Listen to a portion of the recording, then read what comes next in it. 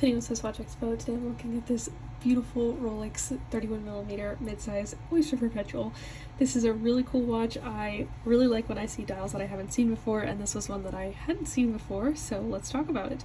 This one has a beautiful dark gray dial with these really interesting brown, or I think they almost look kind of rose gold colored hour markers, and I think that's a really interesting look for this watch.